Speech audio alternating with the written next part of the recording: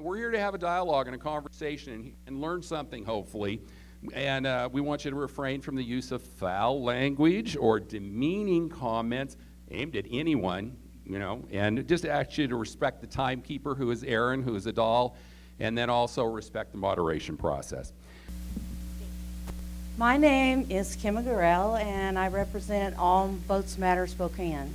We're a newly formed nonprofit, and our interest is getting the vote out. We're also representing Rock the Vote, and to get especially young people.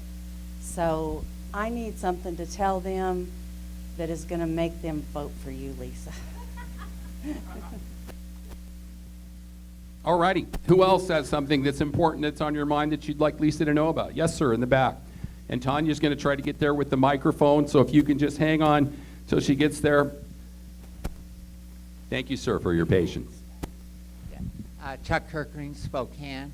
I would like to know what you're doing to encourage the Latino vote, particularly in the Valley. Abortion is an issue that keeps them more or less with the Republican Party, so I'd like to know how you're going to address that. Ready? Oh, yes. Now, Lisa reminds us at this portion, if you statements of what's on your mind, because we are going to get you to question, sir, and that's a very good one. But right now, she'd like to know, is it health care? Is it lack of parking? Is it, And so again, if you have something. In a way, I think we're going backwards if we're going to try to enhance coal, and there will be people dying due to the pollution caused by coal. I think we need to move in a more green direction and lead the way. But also, I'm very concerned about civility, and I would hope that we would learn how to treat one another with a higher level of respect and dignity, to include the press, which I think has been assaulted by the administration. I also believe that we should respect our national security apparatus, our law enforcement agencies. I happen to believe they're there for us, and to see them under assault is also very concerning to me. I would like to do what I can to change things. And when I was a wee lad in college, I supported Henry Scoop Jackson for president. And that didn't last very long because he lost in Florida and I was out of a job, in upstate New York where I was going to school. But I am ready as an old guy to help if I can. Thank you. Thank you very much, sir. Right here, Tanya, can you get in there? The gentleman in the baseball cap. Thank you. Hi, Lisa. Thanks for coming. First of all, my name is Jesse. I live in Rockford, Washington. I'm a precinct committee officer down there. And one of the biggest, there's a lot of issues, of course, that I care about, but one that's really close to me right now is the influence of corporate money in politics. And I thank you for pledging to not take any corporate PAC money. But I would also want to know, and this isn't so much a question, but I'd like to see more people supporting the bill that Elizabeth Warren just put forward, dealing with corporate influence and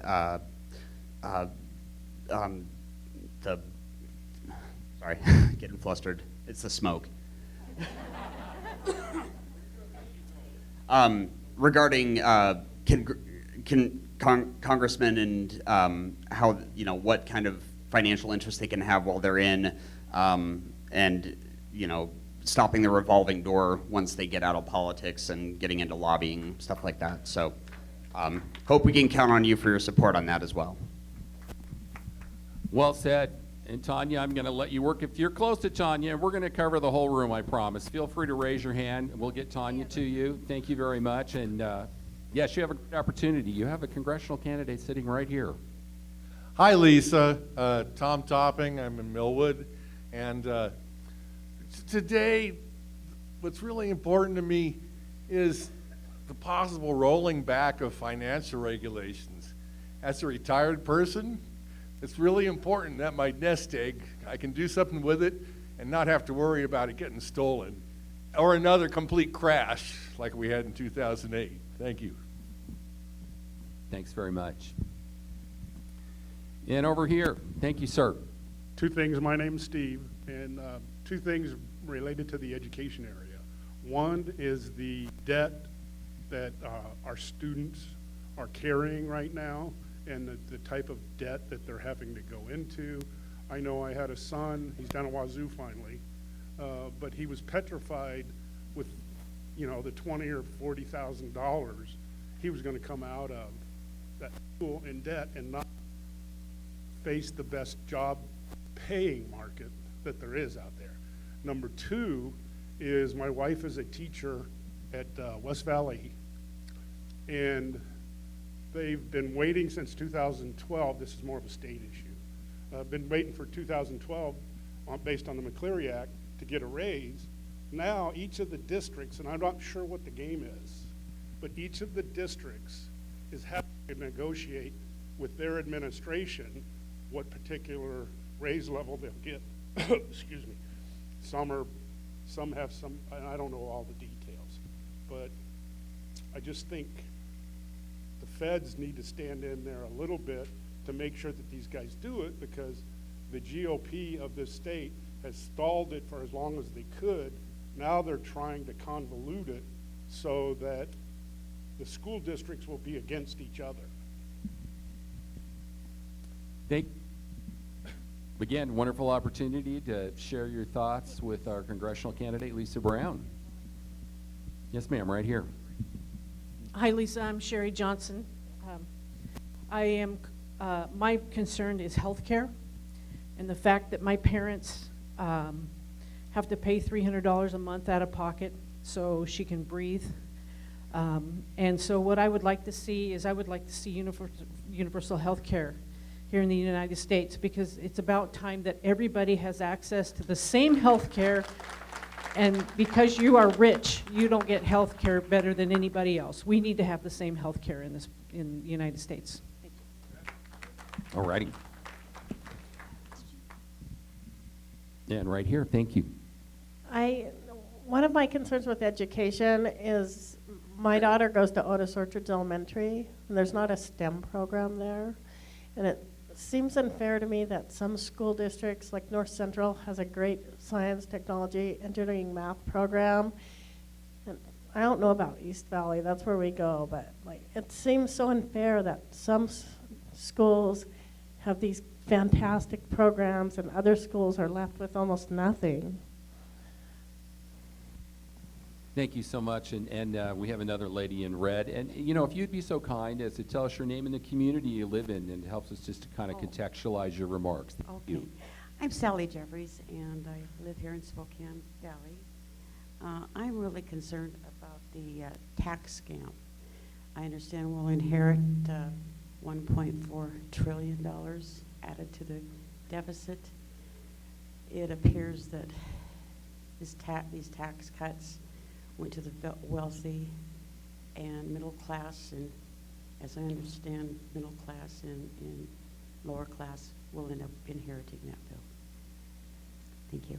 All righty, thanks so much. And we have someone, Tanya, right here in the front row on the other side. Thank you. Hi, I'm Karen Blaine, born and raised and lived most of my life here in Spokane, still here.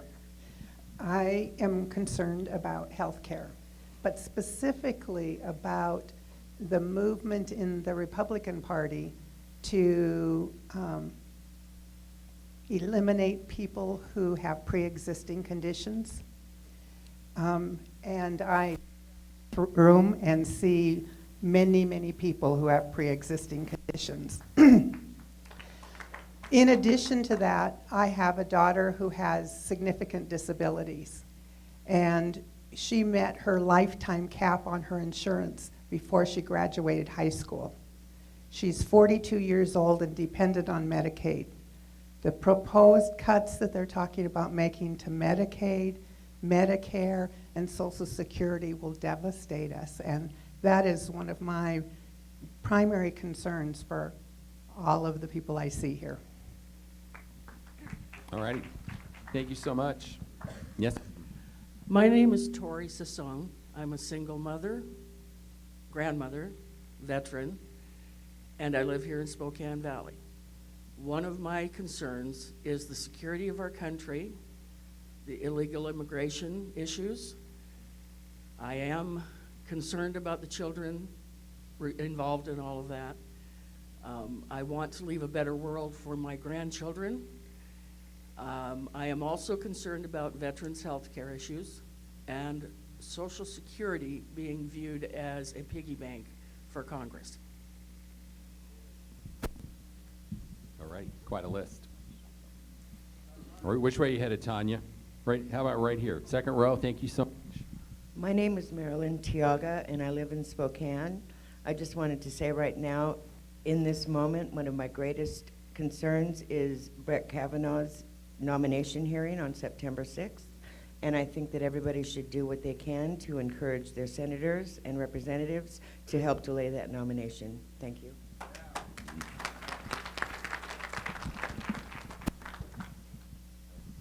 I think I'll be the first one to say, Congresswoman, because you're going to win this. My name is Andrew Ward, and I'm a 40-year veteran of broadcasting. I'm a journalist, retired, because I'm embarrassed for my profession. The attacks on the media, some of them are warranted. Real quickly, I spent a lot of my career in talk radio in Seattle, Denver, New Orleans, and early in the 80s here in Spokane. Never voted, not once. Mostly because if you're doing a talk show and you're interviewing candidates, I never felt that I wanted somebody to say you're skewing your questions. I am going to vote in November. I'm going to vote for you for the first time. I've seen a few signs around my neighborhood for Lisa Brown. I want to do more than put up a sign. I'm going to offer you my services as a 40-year broadcaster in the media, that who I need to speak to tonight to do anything and everything I can to help get you elected. Point me in the right direction, and I'll get to work right away. You may want to work the other side of the aisle, Tanya. Just, bipartisan and all that. I don't know if you have an affiliation that's different over here. My name is Jeremy Street. I live in Cheney, Washington. I'm concerned that there's a lot of potential for manipulation in the financial area and in the political area through technology, with the hacking, et cetera. And I'm not astute enough in that realm to know whether things are being done well to combat that or not. Thank you. All righty. Feel free to raise those hands. Hi, thank you. Hi, Lisa. My name's Ted. I live in the Ponderosa of the Valley. I came here 10 years ago from Washington, D.C. metropolitan area. I'm a retired economist. I used to work at the Federal Reserve Board in Washington, D.C. I'm concerned, like this woman up front, about how your competitor, who's very highly ranked in the Republican Congressional Caucus, has supported the delay, we're never going to do this, under the Obama administration's trying to do social programs, saying that we don't have enough money, the deficit has to come down, we can't have the national debt going up. And yet, in the first year of the current administration, they all of a sudden turned around 180 degrees. It leads me to believe they don't really care about my great-grandchildren. I do. That's why I'm going to vote for you. All righty. Way in the back, Tanya. You're going to make the long walk. Yes, sir, in the striped shirt. My name's Peter Sandburn. My biggest concern is the attack on our democracy. We have 3 pillars of government. I think they've lost their accountability and independence in the current administration with the current party in power. I think we need to recapture what our democracy is founded on, which is accountability in those 3 pillars, and certainly the 4th pillar, which is the press, which a couple people have mentioned. Lisa, you're the person to bring accountability and integrity back to Congress. Go, Lisa. Righty, we're going deep into this side of the room. You, sir, in the baseball cap. Thank you. My name is Tom Bradabo. I live at Liberty Lake. And a question earlier was how do we get the young people involved? What I would like to see come out of Congress, federal government, is some sort of universal service. Back in the olden days, they had this thing called the draft, and us guys all had to figure out how we're going to deal with that. The draft was one of the reasons we finally got out of that place called Vietnam. There is no more draft. We've got a 17-year war going on. And I'm not saying everybody's got to join the military, but I also did a couple tours in AmeriCorps. There's lots of streets to clean and people to help and all kinds of things. If every young person at about 18 had to say, what am I going to do for the country, I think we would stir up the population and mix and not be so polarized. So I'd like to see something like that happen again. All righty, thank you, sir. Thank you. Hi, my name is Pam Almeida, and I live here in Spokane Valley.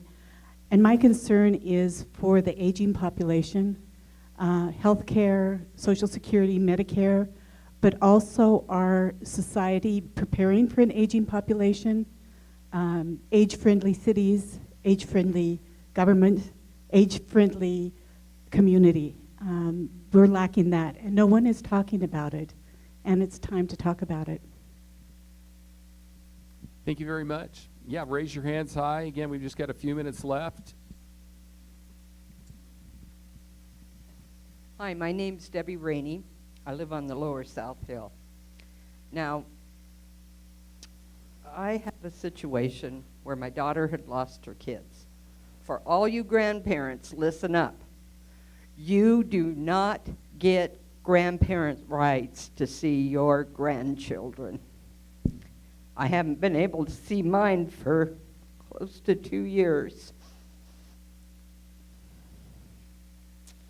So, we used to be a grandparent state, but we are no longer. We need to go back to being a grandparent state. Go, Lisa. I love you. Thank you so much. Yes, I think here, a woman in the red with her hand up. Thank you. But with the Lisa Brown button, all right? It's red with the button. That's all I had tonight. My name is Mary. I live in Michael, Washington, and I guess I just want to make a comment that's kind of philosophical in a way, and that is the purpose of government, I believe, is to protect in large measure those who cannot protect themselves. Not to ignore the wealthy, of course, not to take away the opportunity to thrive financially, of course, I think we all agree on that. But when we turn the functions of government over to commercial operations, we have things like the children being picked up at the border and being put in substandard conditions. When a company gets rich by picking up children from their crying mothers, that's a bad thing. That's not us. There's nobody here in this room, I'd wager my life, there's nobody in this room who would do that to a child. But when you commercialize things, you think with nothing but your wallet. And I think we have a president in office right now who cares not a whit for us or any of us who can't afford the dues at Mar-a-Lago. He lives to make his cronies more wealthy. And I think that's the basic flaw in having ourselves stuck with a person like this one. Thank you. Thank you. And Tanya, do you want to start working your way? We have time for about 7 or 8 more folks here. So yeah, raise your hands high. Thank you. Hi, Lisa. Rick Evans, 9 Mile Falls. There's a lot of things that are going south in this country, like people have been talking about healthcare and everything else. Social Security, that's huge. One thing that hasn't really been brought up, being a labor guy, so the labor laws in this country are so backwards for the guys that take a shower after work instead of before work. And the labor laws are so tilted that even when you have large groups of people that would love to be union at their company, they make it almost impossible for it to happen. So, you know, that's just another thing. Like when you get elected, there's going to be so much on your plate. I'm definitely going to vote for you for sure. I think we need people that have common sense and a moral compass, something that we seem to not have anymore. So this is just another thing you can throw on your plate and talk to folks about. Thank you. Thank you, sir. And Tanya making her way over to this side, yeah, the woman in blue, thank you.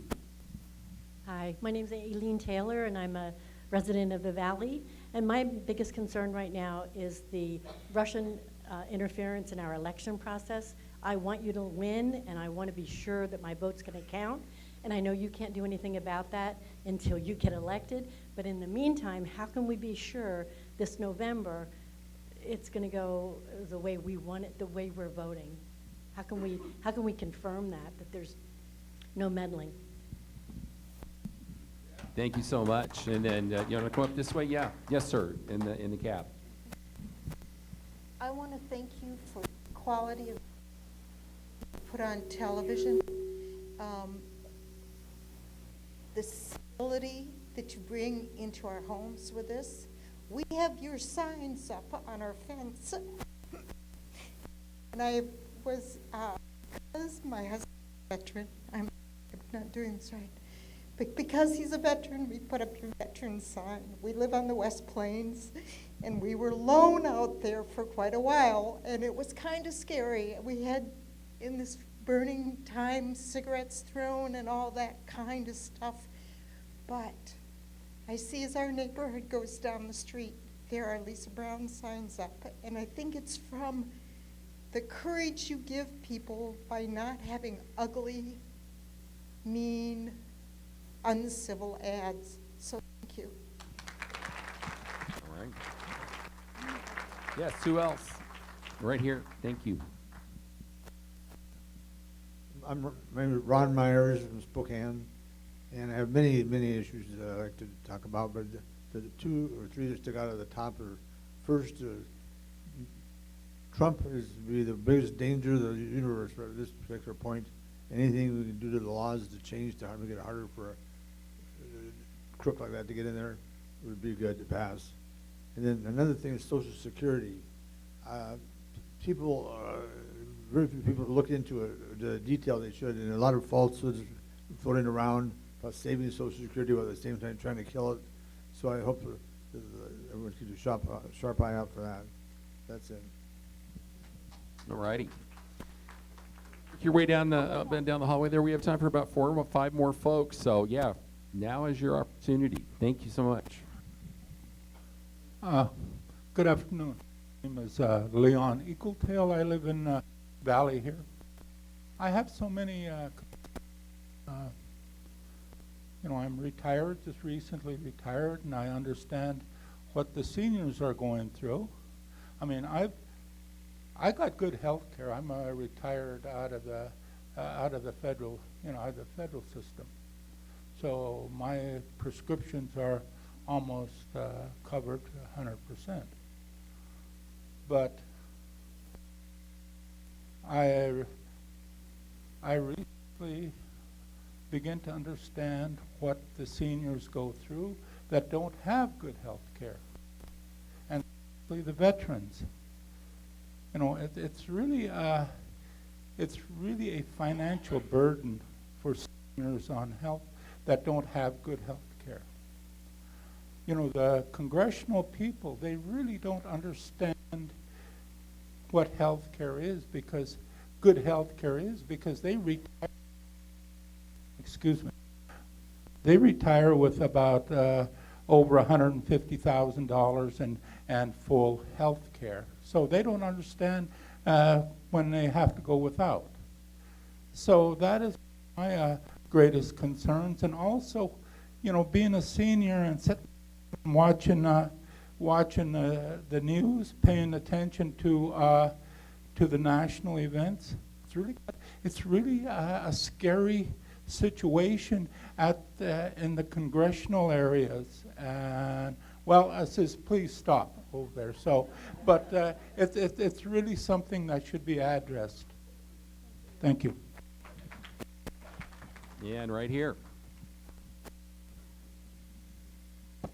Hi, Lisa.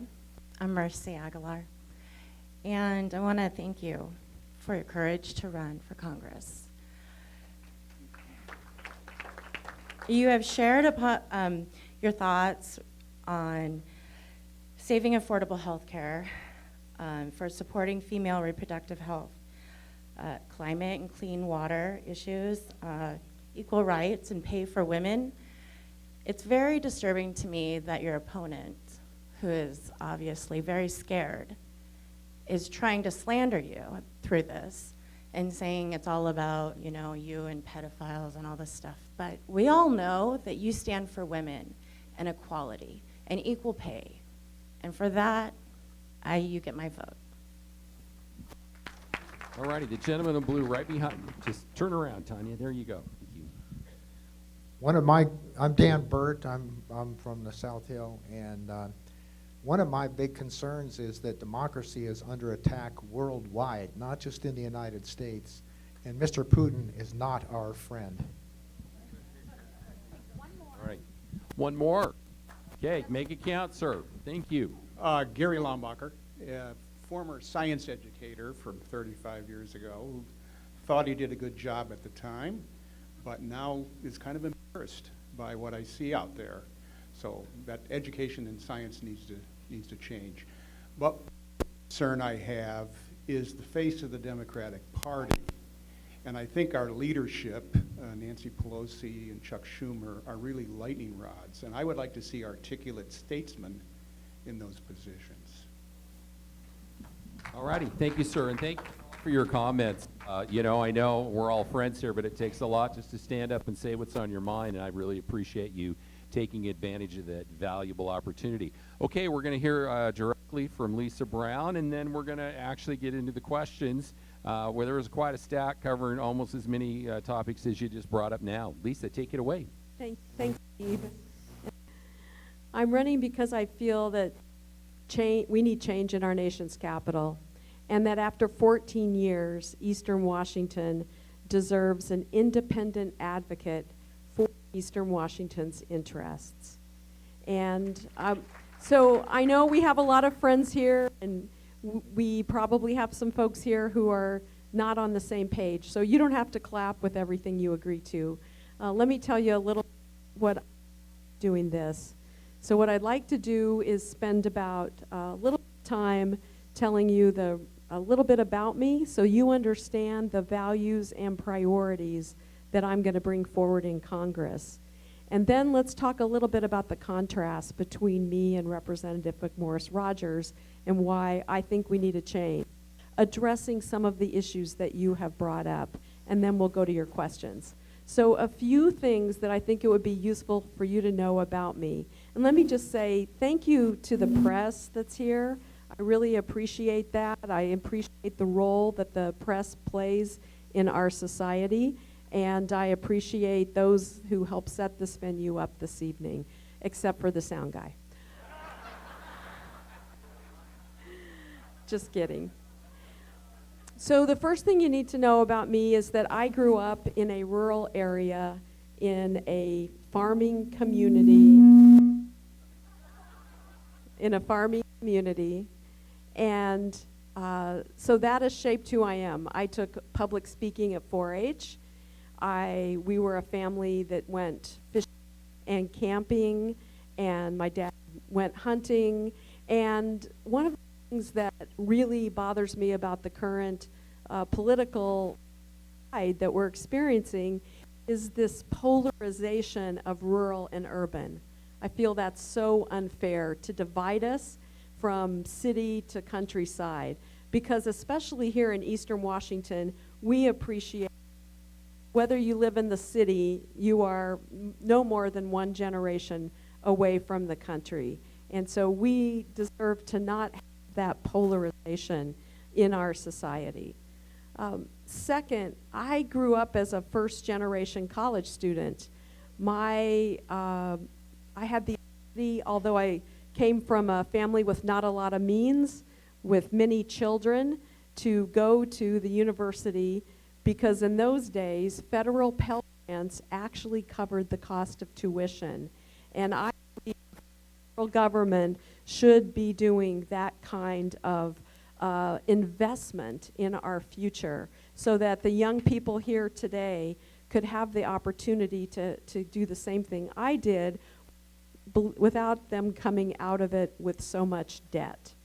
So in addition to that, I wouldn't be here without some great teachers and educators. So education is always going to be number one for me. I was able, and I know one of our speakers talked about this afternoon, I was able to go to the university, and my high school math teacher said, Lisa, I hope that you're planning to take senior math. And I said, no, my parents want me to take senior home ec. And she said, no, you're taking senior math. So when you get to the university, you'll have the full spectrum of majors to choose from. So I wouldn't be standing here as with a PhD in economics had it not been for Shirley Treadway, my high school math teacher. And so thank you to all the educators out there. And Mrs. Treadway is now my friend on Facebook, which is awesome. So speaking of Facebook, I really encourage you, because some of you may not be able to spend the whole evening here, or you may have friends that want to follow the campaign. Please follow us on Facebook. Go to our website. Share the social media that we have with your friends. That's one of the most important ways you can help the campaign. Because of that importance of education in my life, it will be my number one priority. And that means we need to take on the crisis of student loan debt. It's $1.5 trillion, and it's holding back a whole generation of young people who can't form businesses and families and move on with their lives. We figured out how to bail out big financial institutions that were failing. We figured out how to let homeowners refinance their mortgages. Shouldn't we let our students refinance their student loans and get out from underneath those too high payments? Because education's so important to me, when I was in the Senate and an officer from Fairchild came forward and said, did I know that at that point in time, our armed forces and their families stationed temporarily had to pay out-of-state tuition. And so I was able to write a bill, and it's one of the first bills I got all the way through the process to the governor's desk, that said they should not have to pay that additional out-of-state tuition, but have the same educational opportunity. So I just want you to know that in Congress, education will always be number one for me. Now, another thing to know about me is, like many of you and people all over the district, from Colville to Walla Walla, have shared the stories of their personal health care concerns or the health care insecurity that people in their family have. And I am no stranger to that. My mother started smoking in the 50s when that was a cool, rebellious thing for girls to do. And she suffered from that, and she ended up passing away a couple of years ago from COPD. But before she passed away, she went back to Walmart to work to help afford the prescription drugs for her and my father. And so it will be important to me to put the interests of people in Eastern Washington over the interests of the drug companies who are not responding appropriately by the high prices that they are charging. And frankly, Congress isn't doing anything. And my father lives now back in my hometown on Social Security and Medicare. So we cannot cut those programs. Those are commitments that were made, that people have paid into, and we need the political will to prioritize and strengthen those commitments And it needs to be strengthened so that the young people that come after us, like my son, know that the program will be there for them as well. My brother has a serious pre-existing condition, and this is something that is also significant, not just to me, it's universal. Over 200,000 people in Eastern Washington have pre-existing conditions. The administration has filed a lawsuit that would allow the coverage of people with pre-existing condition to be threatened, and Congress could act to demonstrate that that is unacceptable. So it's not enough to say you support pre-existing conditions. If you're in Congress, you need to act. So another important thing is that my grandfather, my father, and my husband, who's here tonight, and thank you, Brian, I couldn't do this without you, and we declared for Congress at the end of August, and he married me anyway in October. So thank you, Brian. They are all Navy veterans. And as for me, the significance of keeping our commitment to those who have served. And by the way, I love the idea of introducing a wider public service into the availability for our young people. Let's phase it in first as an option that could, in fact, then defer the costs of their student loans. And let's give that opportunity. There's so much we can learn from that. I had the opportunity to take Gonzaga students when I taught there to Africa, and WSU students on a health mission in Guatemala. And that kind of service, I think national or international, can really broaden our horizons. So that would be important to me. But back to veterans. Veterans care in this community, despite what the Congresswoman has said about her commitment to it, has declined over the last 14 years. We've lost the emergency room at our VA hospital in Spokane. We lost one-day veterans clinics in Northeast Washington. And there have been proposals put forward, including by Representative McMorris Rogers, that have been widely reviewed as proposals that would start to lead us down the path of privatizing our VA. I do not support that.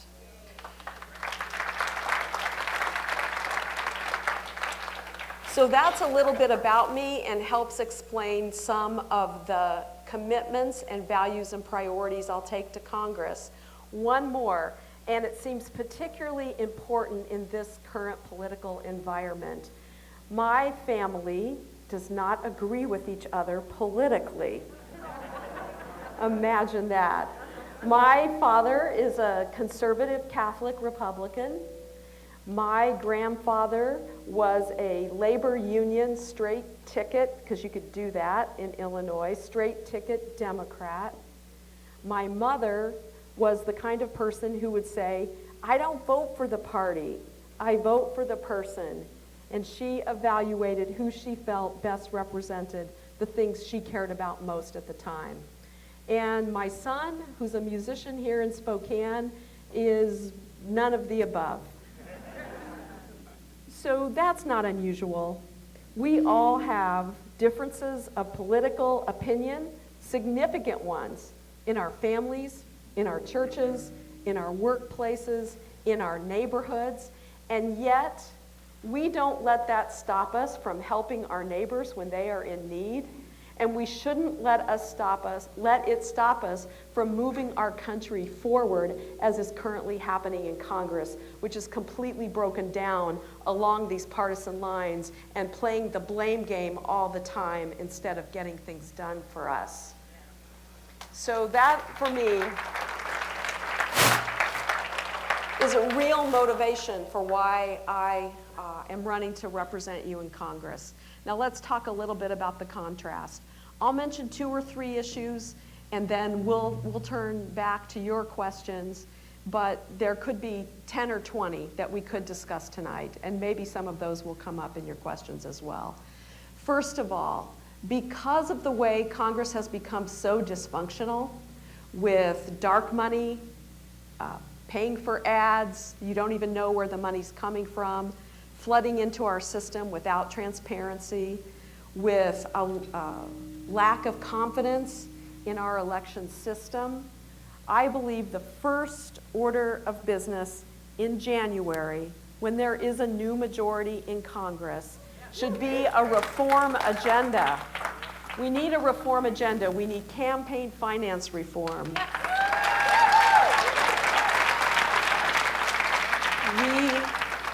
We need to take on the revolving door between Congress members, staff, and lobbyists. We need to restore integrity in our election system.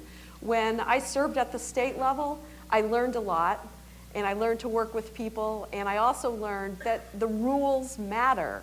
And so the rules of campaign finance, the rules of how we vote, the rules of when you can register to vote, all these kinds of things are really important. I'm happy to say that at the state level, we've moved forward in some of those areas. We'll have same-day voter registration next year that will allow more people to participate. But we need to do that at the federal level as well, so people are not disenfranchised. And certainly, knowing, as we do, that there was significant interference in our elections, in our national elections in 2016, Congress should be acting right now to guarantee no further interference in our elections in 2018. Now, my opponent is pretty wedded to the status quo. She has benefited from the status quo and is not supportive of changing it. So she has voted to keep away from the floor, so there isn't even a vote on things like overturning Citizens United, the Disclose Act, things that would bring the same kind of disclosure that you have in broadcast ads to digital ads on Facebook or social media. We need change there, and we're not going to change Congress unless we change who we send to Congress.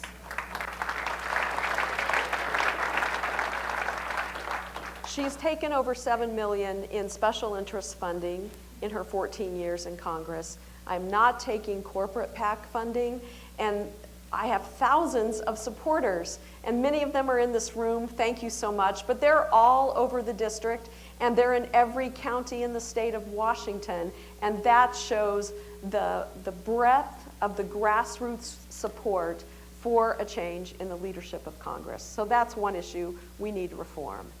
Number two, health care. There is a very clear difference in the records of me and Representative McMorris-Rodgers on health care. When I was at the state level, we were fortunate to have Congress create the Children's Health Program that we could elect to partner with. And I voted to do that. She voted against it and voted against the Children's Health Program again in Congress 10 years later when it was reauthorized. We created the Breast and Cervical Cancer Screening Program, which has now become the Breast and Cervical Cancer and Prostate Cancer Screening Program, because we can save money and save lives by having screening programs available to all who need it. So my principles when it comes to healthcare is nobody's left out. Everyone deserves comprehensive healthcare. No business or family should go bankrupt because of a chronic health condition or a medical emergency. And we've all got to figure out a way to pay a responsible contribution into the cost of health care, but the current system is not being fixed by Congress, and the costs just keep going up and up, leaving most of us with health care insecurity in our family. Even if we personally are satisfied with our health care and our health care providers, we worry about our parents or our children, and that's not the way it should be in the United States of America, and we can fix it.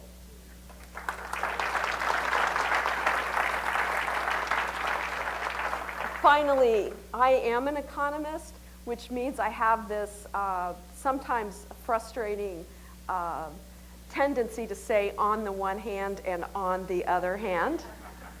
However, it also means that I look at things in public policy in terms of the costs and the benefits. And I will always evaluate any issues that come before me in Congress in terms of the costs and benefits for people in Eastern Washington. People, families, farms, veterans, seniors, and students. That will be number one for me. And that means that we have a very serious problem facing us in terms of the economy right now, and that is the tariff and trade war. I read in the Spokesman Review this morning that the Congresswoman said we had a little dispute going on with China. So we've got a big dispute going on with China, and the National Association of Wheat Growers has put out an estimate that they could lose $2.5 billion, and the aid package being proposed by the Trump administration won't even come close to covering the losses experienced by our wheat farmers as well as farmers, ranchers, and businesses across the country. You may have seen some ads that talk about me and taxes. I'm guessing you have, because how could you miss them? So here's the thing. They talk about taxes that Republicans and Democrats voted for in Olympia to fund transportation programs and balanced operating and capital budgets. Okay, those were in the millions of dollars or maybe in the hundreds of millions of dollars. The tariffs are imposed on billions of dollars of goods, and tariffs are taxes. The tariffs that we impose on other countries' products are taxes on those products coming into this country, which means if you buy them, you have to pay more. And in retaliation, those countries impose tariffs on our products, which means you have to pay more, or the cost of production goes up. And so we're facing a very serious issue here. And I've had roundtables with farmers and ranchers, and they're very concerned. And the current word from my opponent is essentially trust us. And we'll get back to, we'll get some bilateral agreements. It would be great to have some trade agreements. That's a good start. And they may be on the verge of announcing one, but one bilateral trade agreement in almost 2 years, when we have pulled out of multilateral trade agreements and not put anything in their place, especially for our soft white wheat farmers. So this is a top issue for me, and I'd like to serve on the House Agriculture Committee.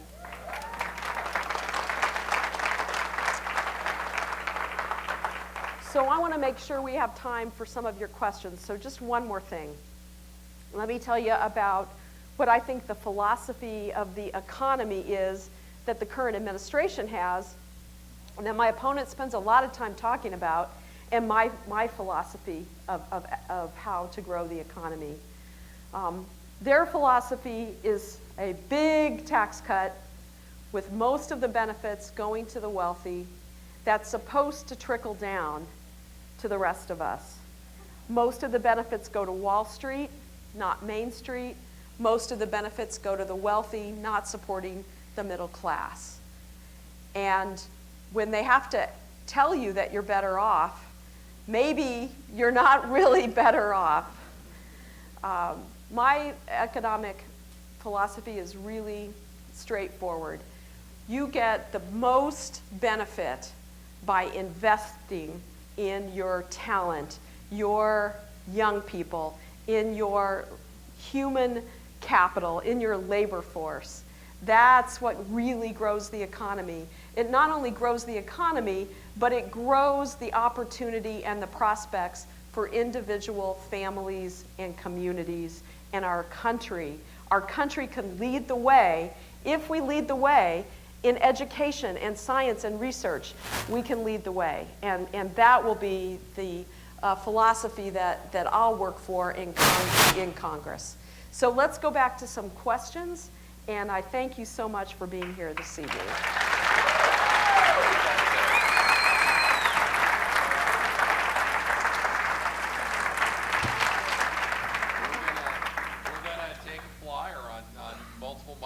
Hey, just so we can get started, it's questions, but Michael Birch is going to be our first question. So, Michael, if you can raise your hand, and so Tanya can find you. There you go. Now, you was asking, I'm not sure if it's taxes and emolument or taxes and environment. Either way, I'm fascinated. Okay, all right. Michael Birch of Spokane Valley. I heard the word civility a couple of times, and I'm all for it. That is a big thing we'll really need all of us attention to. Now, my biggest question is this, and that is my mailbox has been flooded with a lot of information that's not been very nice, and while I got some of the answers tonight, it has planted the seed of doubt, and I would just wonder if you could address some of those and get rid of the seed of doubt. Thank you. So I was thinking of walking down here, walking around. Can I try that? Yeah. Let's see if it works. All right.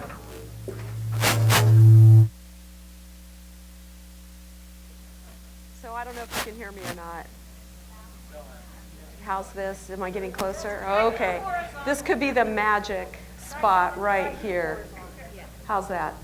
Okay. All right, civility. Yes, I totally understand.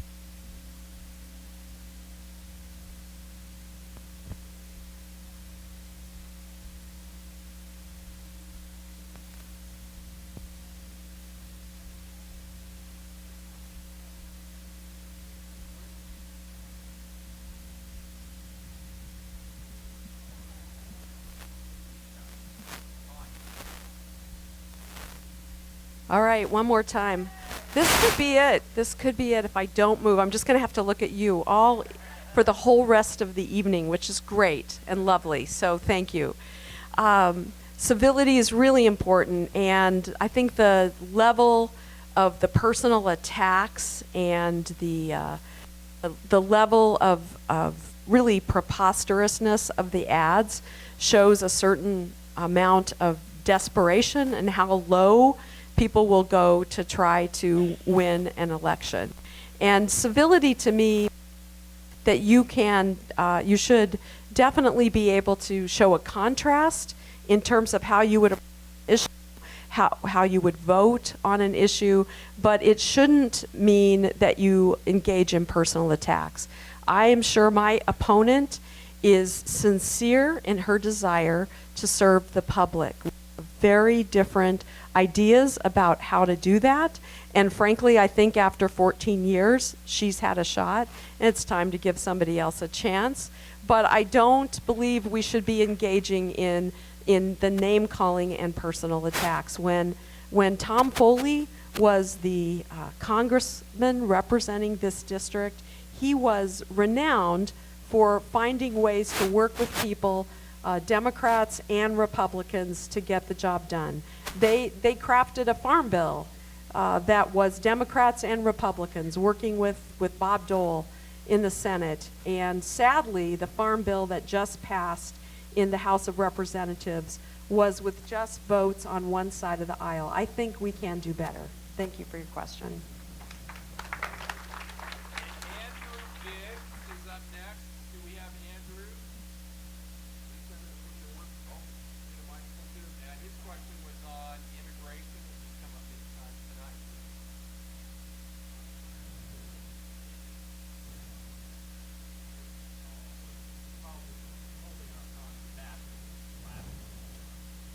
A lot of different skilled workers, and I think a lot of it's related to really poor immigration, legal immigration policies, like visitor visas or seasonal worker visas. None of that seems to be working anymore, and it seems like with good government policies we could fill all those holes. Thank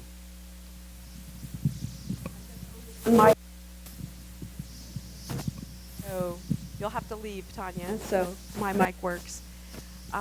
So workforce development, I think there are many pathways to fill the workforce needs in our economy. Investing in our education system from preschool through K-12, through our skills centers, our STEM centers, our apprenticeship programs. I've toured some of the apprenticeship programs that are being operated by some of our labor unions, and they're fantastic opportunities for people to get some job skills that will immediately land them a good job in the economy. At the same time, you talk about a really important issue, which is the issue of immigration. And frankly, it's an issue in which both Democrats and Republicans have failed us over a long period of time. We wouldn't be experiencing the problems we are right now had there not been literally decades of not updating and addressing immigration, legal immigration into this country, as well as addressing the issues of illegal immigration. I had the opportunity to meet with the students who are dreamers at WSU and Whitworth, and to hear their stories was really heartbreaking for me. They were given this temporary hope and option that they would be able to fulfill their dream of education in this country, and the rug got pulled out from under them nearly a year ago, and Congress has not taken action on that. And this is not to suggest that there aren't issues related to having people cross the border illegally. We need paths of legal immigration, and we need opportunities to meet the workforce needs that you talk about, but we also need fairness and justice and human compassion for people who are fleeing religious oppression and poverty and the kinds of situations that they're put in that cause them to flee their country and to flee for another country. We need to respond to that and give them the opportunity to put forward their case for asylum. The situation of families separated is one of the key things that Congress has not done their job in holding the administration accountable. There have been proposals to hold hearings to really get to the bottom of what happened and why, and what is still happening with respect to children, some of them younger than 5, who are still separated from their parents. And we need a Congress that will hold the hearings and won't be afraid to ask the tough questions, and will hold the administration accountable for policies that are not humane.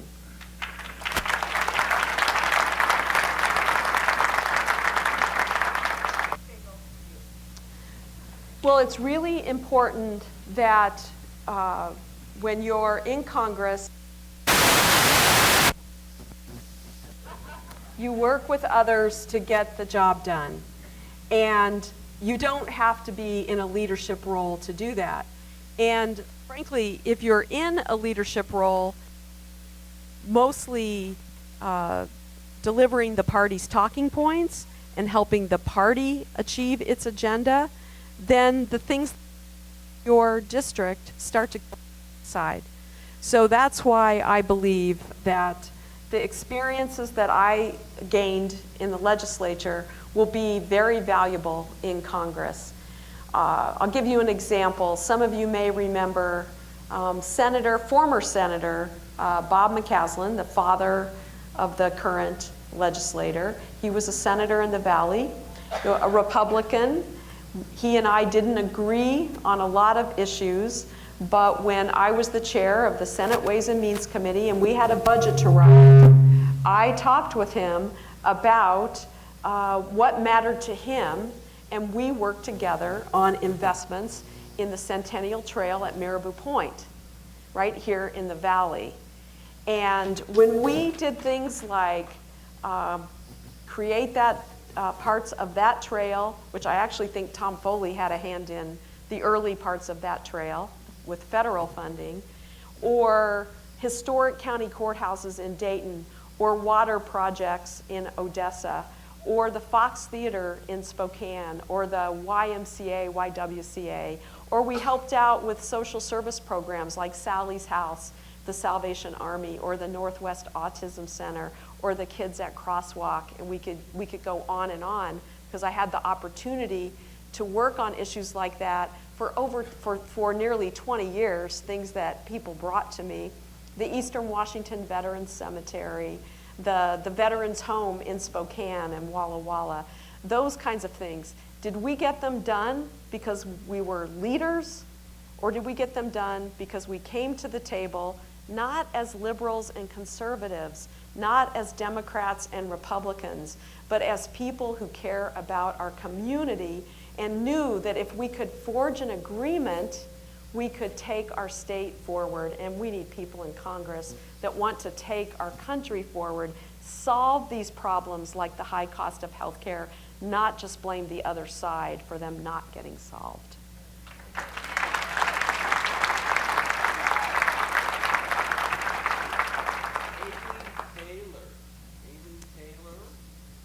Yes, you had a question about integrity of elections. You've heard about Russian interference on county.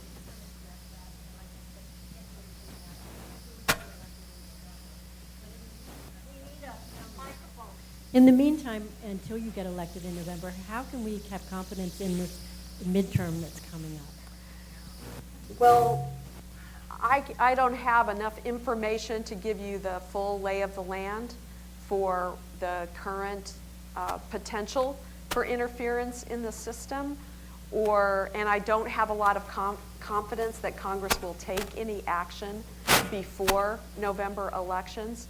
So I guess I'm going to talk from a position of real self-interest here, and that is, you know who's going to determine the outcome of this election is, frankly, people who didn't vote in the last election, and I'm talking about the primary that was held just a couple of weeks ago.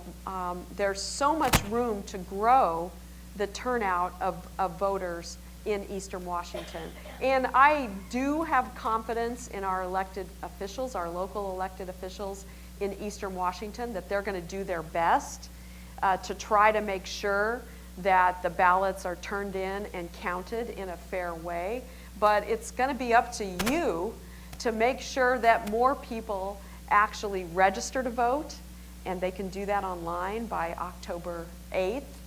And if they're a student here, they have the option to register here and help influence the outcome of the local and state and national issues that affect them as students. And we've got a lot of students here, a lot of great higher educational institutions throughout Eastern Washington. And if they participate, that will help determine the outcome of this election. And then, frankly, there are a lot of people who are already registered, but they just have either become discouraged or they're not confident that their vote really matters. So you can change that by reaching out to them, by the work and the volunteering that you can do with our campaign or with any number of great campaigns out there and great candidates to help get the word out and to help make sure that people actually turn those ballots in November. And that's what's going to determine the outcome of this election. So thanks to those of you who are going to participate. And I read somewhere just today that the people who are most discouraged and feeling the most down about our political system are people that are getting all their news online and through the media. And the people who feel most optimistic and hopeful are the people who are engaged in direct outreach and voter contact and are out there meeting and talking to people. So I would encourage you to become part of that. I've done a lot of door knocking myself, from Deer Park to Walla Walla, and talking to voters, knocking on your neighbors' doors it might seem a little scary at first, and do it with a buddy, of course, but it's really a rewarding experience when you tell people, I'm supporting this candidate and here's why. What do you care about? What matters to you? We need to re-engage with each other that way. That's the way we're going to really move Eastern Washington and our country forward.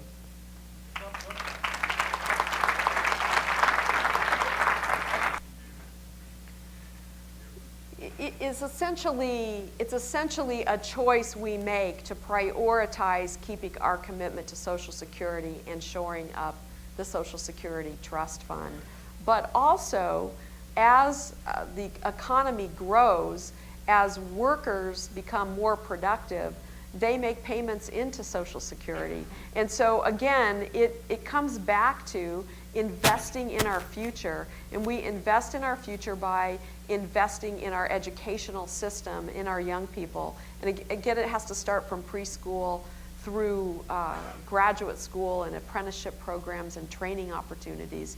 But I have a lot of confidence that with the educational opportunity, people will create jobs. We have tons of people starting small businesses throughout Eastern Washington. Imagine if those rural communities had the infrastructure they deserve.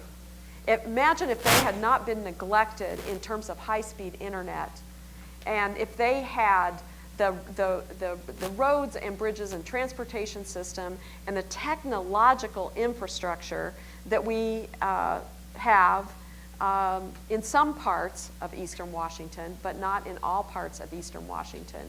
We have some of the greatest small towns. I've been traveling through them for a year now, and high quality of life, great teachers. We have had a shortage of healthcare providers, but I'm proud to say I helped the WSU team start the new medical school to help address that issue. And with healthcare and good education, there's nowhere I'd rather live than Eastern Washington with the great access we have to year-round recreation. And so we've got an opportunity here, and I believe that to some extent there's a story out there, a story that Social Security won't be there for our young people, a story that the national debt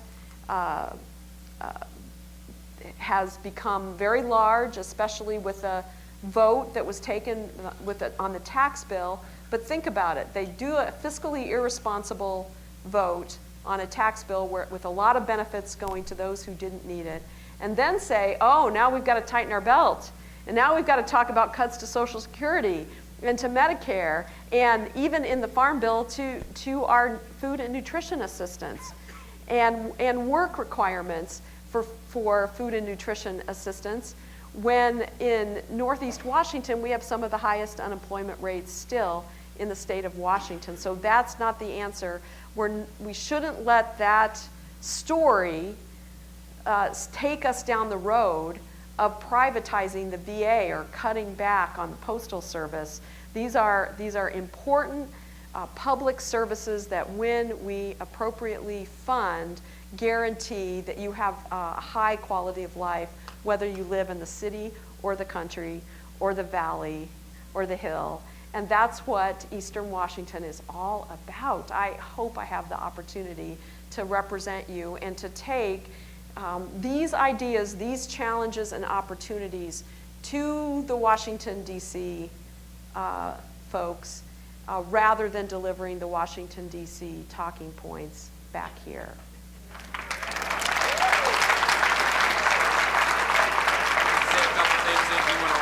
Yeah. Okay, perfect. All righty.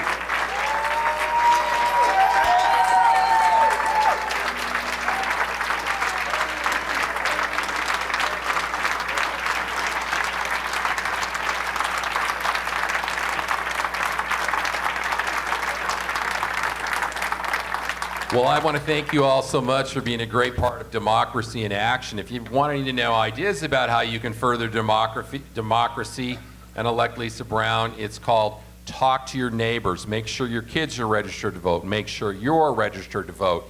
You can phone call. You can go door to door. You can volunteer on the campaign. Now, here's some words I want you to remember. Lisa Brown for Congress. That's a website, Lisa Brown for Congress.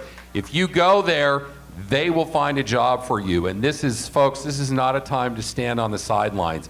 Democracy is at stake. It's not just about this election for Congress. It's about the entire makeup of our United States Congress, perhaps one of the most important elections in many years, perhaps our lifetime. You can be a part of that. Lisa Brown for Congress. Thank you for coming. We're going to let the candidate wish you well as you head out into the rest of your evening. Thank you so much to Steve and for all of you for coming out tonight. I'm just going to close by making a commitment to you.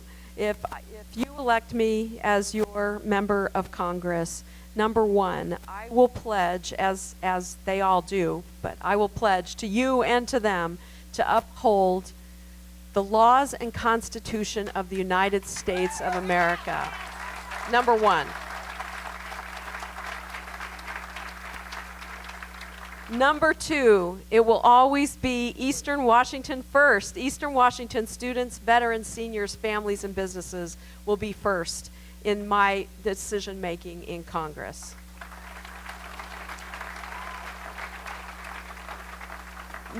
Number three, and this is the last one, I will continue to live here, listen to you, and work with you. I found out that Congress actually is officially in session about 124 days a year. So you can do the math. That means there's a lot of days to stay here and listen and be engaged with you. So I will not disappear. You won't have to wait another year to engage with me. And I want to ask you a commitment in return. And the commitment I'd like to ask of you is, will you stay engaged and hopeful and optimistic and civil and continue to help build our democracy and our future for our kids and grandkids? Thank you so much.